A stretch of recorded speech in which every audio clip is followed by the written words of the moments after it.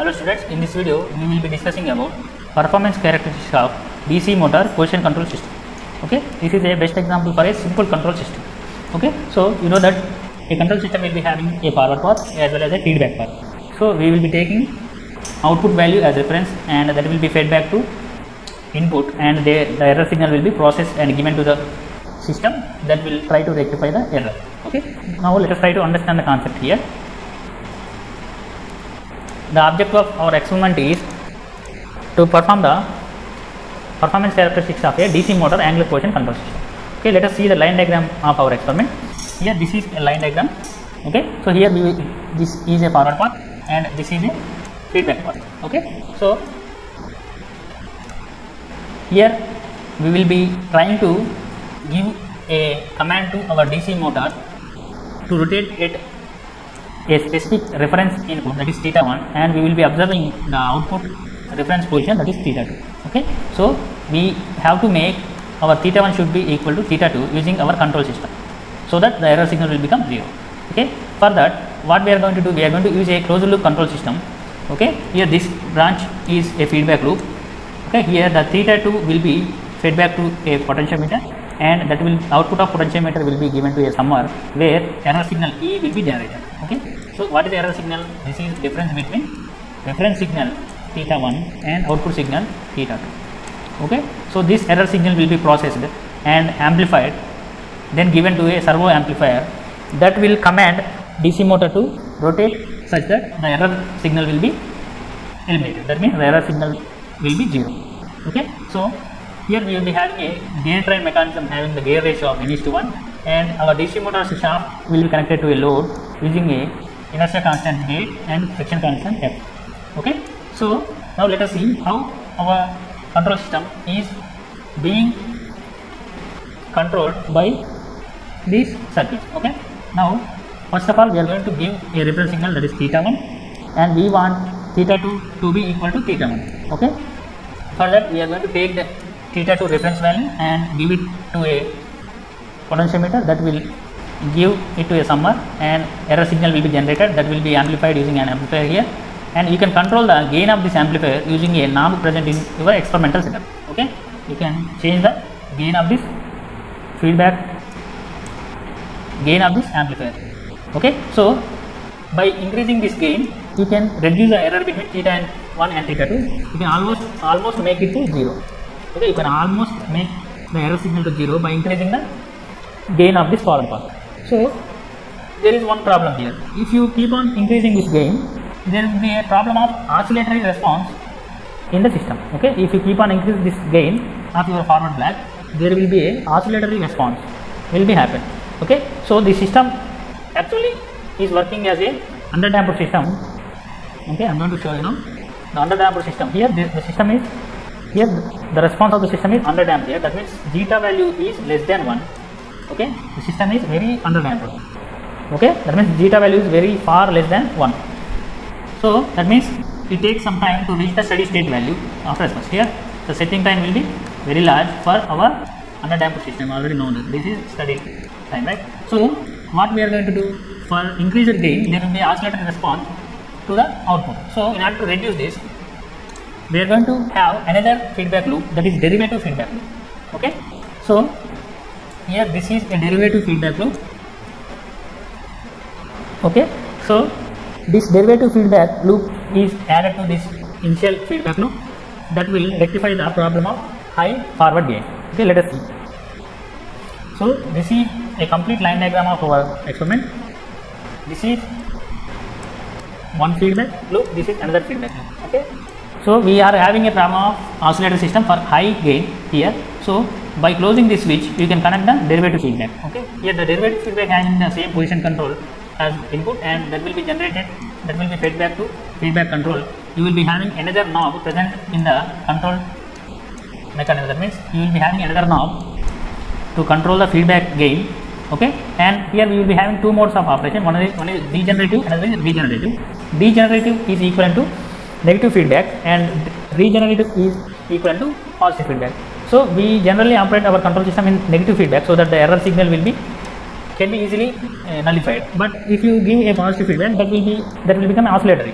Okay, that's why regenerative is not recommended, and we are not supposed to operate the machine in regenerative mode for longer time. Okay, that will make the disturbances, unwanted disturbances in the machine. Okay, for that we will be using degenerative. Okay, so adding this derivative feedback will reduce this proportional gain problem, proportional high gain problem in the machine. Okay, so this is the idea. We are having the forward path, having DC motor and gear mechanism and load. So theta 1 will be given as reference. So we want theta 2 to be equal to theta 1. For that we are having a control system that is taking the theta 2 as reference, and the error signal will be generated. The generated error signal will be fed to a proportional controller that will amplify the error signal and feed it to servo amplifier that will give the command to DC motor to rotate at a specific position that makes the error signal 0. Okay, so as we increase the gain of our proportional control, there is a problem of oscillatory response. So in order to reduce that, we are going to use another feedback loop, that is derivative feedback loop. Okay, that will rectify the problem of high gain amplification in the forward path. Okay, this is idea. Now let us see how derivative feedback works. Okay, so we have degenerative feedback. Here the damping factor of the system will increase. Okay, as damping factor of the system increases, and that will act as a braking action. Okay, as high gain in the forward path increases the oscillatory system, that means there will be the output will be oscillating around a stable point. So in order to reduce that effect, we are going to have a braking effect using this derivative feedback loop, and that will compensate the moving components prior to their final desired position. Okay, hence there will be no oscillations. Okay, so for a greater amount of feedback voltage, the damping becomes excessive and system exhibits a very sluggish response. The response of the system will be very slow. Okay, this is about degenerative feedback. Now let us see regenerative feedback. So for a regenerative feedback, the damping of the system is reduced. So as damping zeta value reduces, the system will again go into oscillatory mode, and energy stored in the moving elements cannot be readily dissipated. Here the energy storage elements are inertia of the machine, J. Okay, so as inertia of the machine increases, even we increase the gain, the motor tries to catch with the steady state point, but due to inertia that will go beyond the steady state, and as our control system will try to reduce the speed, it will try to reduce the speed as it is having inertia that will go less than the steady point. That means the response of the system will operate around a steady point, that is oscillatory system. Okay, that's why this increases the tendency of the oscillation and system becomes unstable. Okay, so this is not a desirable way of operation. That's why we don't operate the machine in regenerative mode for longer time. Okay, so this is our original circuit having all parameters. Okay, this is our DC motor having plus and minus terminals. This shaft of this DC terminal will be connected to a load here. This is load, and using a gear mechanism, our shaft of the motor will be connected to a load, and here the theta 2 will be connected from here for first feedback loop, and here the theta 2 is being connected using a taco here. Okay, so this is for second feedback loop. Okay, and this theta 2 is given to a IC2 here to control the feedback gain, and that will be given to as a negative feedback. Here you can see this is a negative feedback. Okay, this is given as a negative feedback to our forward path, that will compare this theta 1 and here this theta 2. Okay, the error signal will be theta 1 minus theta 2, that will be given to our forward proportional controller, that will increase the error signal value, and that will given to this driver to servo amplifier. This control mechanism will make the motor to rotate at a specific speed to make error equal to 0. Okay, so as the gain increases, oscillatory of the system will increase. Okay, so in order to reduce that, we are going to add a derivative feedback loop. Okay, that is being operated in degenerative mode if you turn on the switch to taco in mode. Okay, if you turn on taco in, that will become derivative feedback will be added to our system. Here you will be having switch 3 and switch 4 here. This is switch 4. Okay, so we have to close this switch 3 and switch 4 to operate the machine, and you have to close SW1 here to connect the derivative feedback into the control system loop. Okay, so we are going to operate the system using these two feedback loops. Okay, here this is input 230 volts AC. Here we are having 4 rectifiers, 1, 2 and 3. This is third one, this is fourth one. Okay, so these are plus and minus, these plus 2 12 volts and minus 12 volts given to amplifier. Okay, this is for forward amplifier, this is for feedback amplifier. Okay, and this is DC excitation for servo motors, and this is for our DC motor. Okay, and we will be having another component, that is null detector. I forgot to mention here, this is null detector here. Here we have, this is theta 1 line. Okay, theta 1 input, this is theta 1, and here we have taken theta 2 also, so this is theta 2.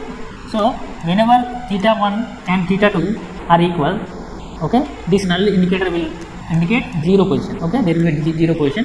Okay, the null indicator in the panel board will indicate 0. This is what we want, right? Theta 1 must be equal to theta 2, then our null indicator will show 0 value. Okay, that is the desired value of null indicator. So that is one more point. Okay, this is about input and outputs. So this is the physical view of our DC servo motor. Okay, this is DC tacho to measure the position. This is the servo motor, DC servo motor, and here this is gear mechanism to connect the load. Okay, so we are going to give the command to this servo mechanism that will rotate the load according to our reference signal. Okay, here these are rectifier circuits. Okay, so this is output position control, this is input position control. Okay, by changing this control mechanism, we have to see the same change in this output mechanism. That I am going to show you in the next picture. So this is our experimental setup. So this is reference signal. Okay, this is output signal. Okay, so the value of this reference signal should be equal to this output value, then our null indicator in between will indicate 0 value. Here we have, this is our proportional gain, this is our derivative gain. Okay, so by increasing proportional gain, you will make error signal 0.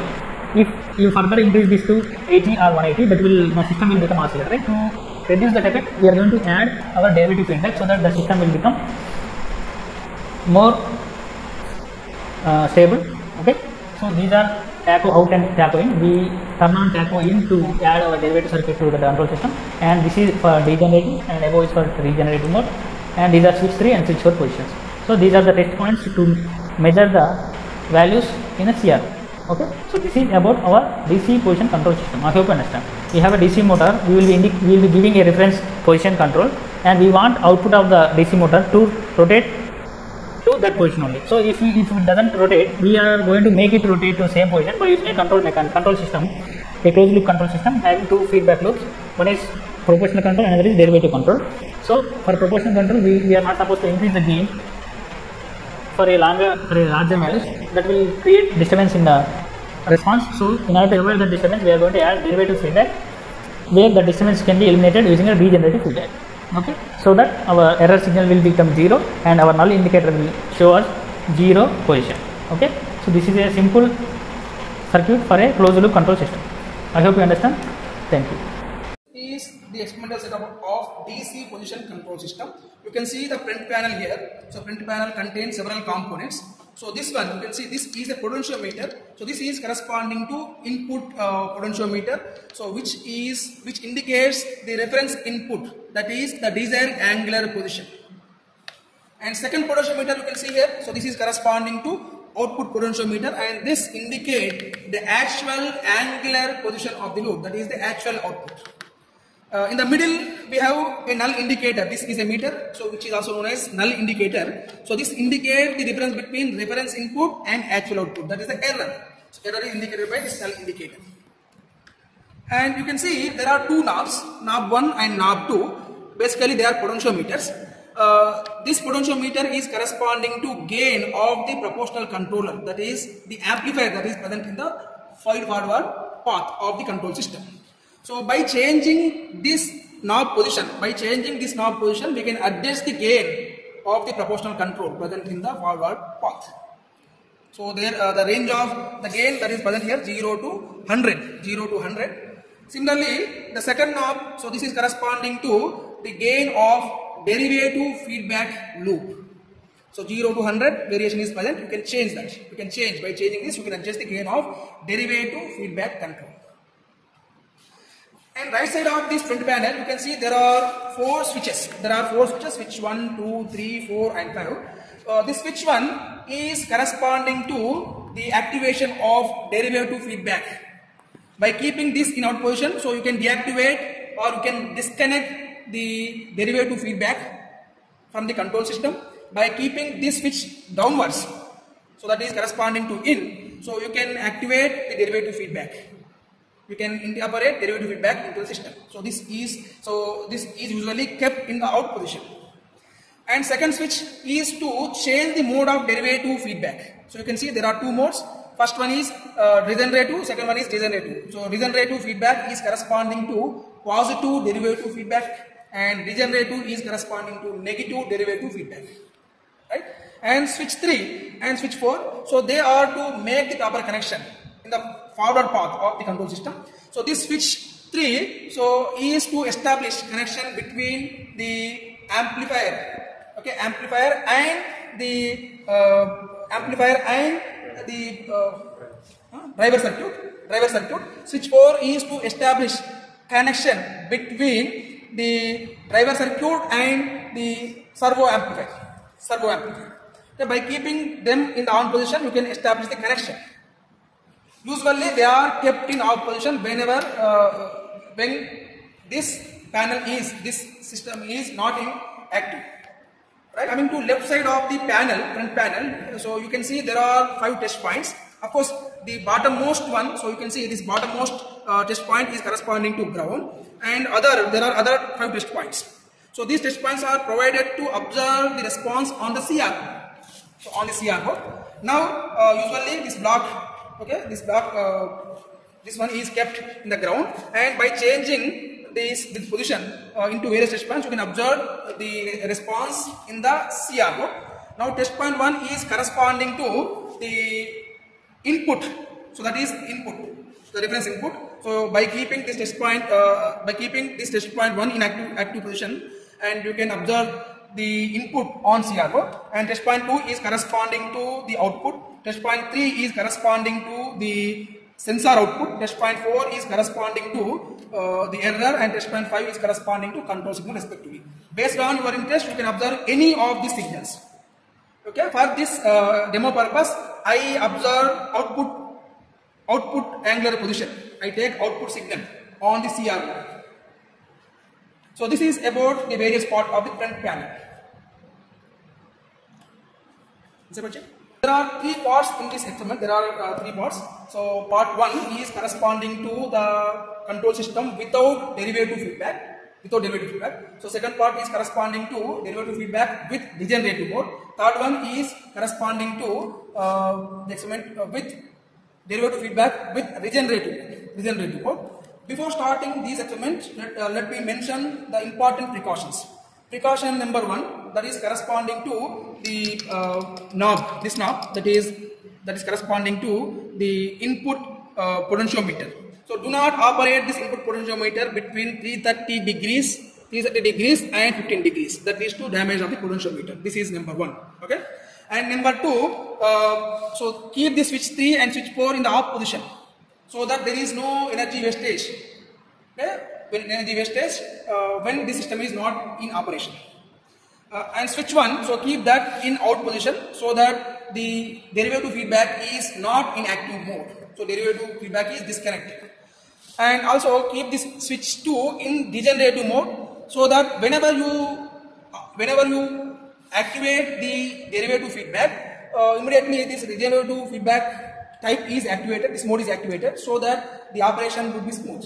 Do not operate this setup in regenerative mode for long time, and due to that particular reason, so usually the default position for switch 2 is degenerative mode. And also keep this knob position, so knob position corresponding to proportional gain and derivative gain to 0 by default, and also ensure that there is no power supply given to the setup when this setup is not in active position. Part 1, control system without derivative feedback. So before starting experiment, so please see that whether switches are in off position or not, switch 3 and switch 4 are in off position or not, and also switch 1 is in this out position, so that there is no derivative feedback. And also gain, so this gain, amplifier gain and feedback control gain, so both are at 0. now, in order to start the experiment, so ensure that power supply is on. So by turning on the switch, main power switch present at the right side of this particular experimental setup. Now, if you observe the input potentiometer at this 50 degrees, and output is at 100 degrees, there is error between input and output. So because there is no feedback gain, so you can see that feedback gain is 0. Now, change this feedback gain, okay, and before changing feedback gain, we should ensure that this switch 3 and 4 are on. Now, so by changing this feedback gain, you can see that output is able to follow the input. So you can see output and input, so both are matching with each other with some error, with small error. Okay, here null detector is showing the error is more or less close to 0. Now, change this proportional gain to a large value in order to observe the oscillations. So that I kept that at maximum value, more close to maximum value, that is around 80.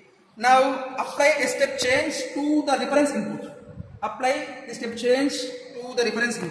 And see that there are oscillations in the output.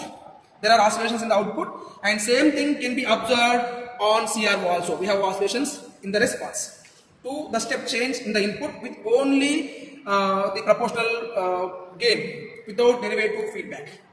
Now add derivative feedback in degenerative mode. So you can see that switch 2 is in the degenerative position, and connect the derivative feedback loop. Now apply step change, but before applying step change, you have to make sure that there is some derivative gain. So derivative gain was kept at 0, you change that. Now change that to some value. Now, so apply the step change in the reference input. So you can observe that there is a smooth change in the output also. Output is following the input smoothly, and same thing can be observed on the CRO. So this is possible because of presence of derivative feedback present in the control system. Right? Now change this derivative feedback into regenerative mode, that is corresponding to positive feedback of derivative action. So by changing this switch position into upwards. Now apply step change and see what happens to the output. So apply step change. If you apply step change, you can see that there are oscillations. There are undamped oscillations present in the output. So you can observe that from the output potentiometer and null detector, and also from the CR. So why this is so? This is because of damping factor is reduced due to presence of this positive derivative feedback. Here this kind of operation will lead to damage of the equipment. So do not operate this control system in regenerative mode for long time. So observe the waveform, observe the output, and make note of this observation, and change the switch position into degenerative modes, so as to ensure the protection of the equipment. So I have taken reading for only one step change, right? For each case, for part A, part B, and part C, that is experiment without derivative feedback, with regenerative derivative feedback. I have taken only one reading for each case. However, in lab, you are expected to perform the experiment and take as many readings as possible. Okay? The main observation here is that the derivative feedback improves the system performance. Right? And derivative feedback, if you don't apply properly, that leads to the deterioration of the performance. Right? So let me summarize again the results. In part A, so without derivative feedback, as gain is increased, there is reduction in the error. However, the output is oscillating, so that becomes less stable. System becomes less stable. So there is stability issue. And part B, so by applying the derivative feedback properly, you can see that there is improvement in the performance. The output oscillations are going to be died out with a step change in the input. So performance will be improved. So that is the second observation. And third one, so if you don't apply this derivative feedback properly, that leads to deterioration of the performance. Right? So this is about the experiment on this DC position control system. Thank you. I'm sorry, I forgot to mention the important precaution. So once you perform the experiment, once your experiment is completed, so please make sure that these all switch positions and operations are set back to the original positions, the normal positions. So this amplifier gain is set back to 0 and feedback gain, diluted feedback gain is set back to 0, and switch S3 and S4 are off, and switch S1 is kept in out position, and main power supply is off.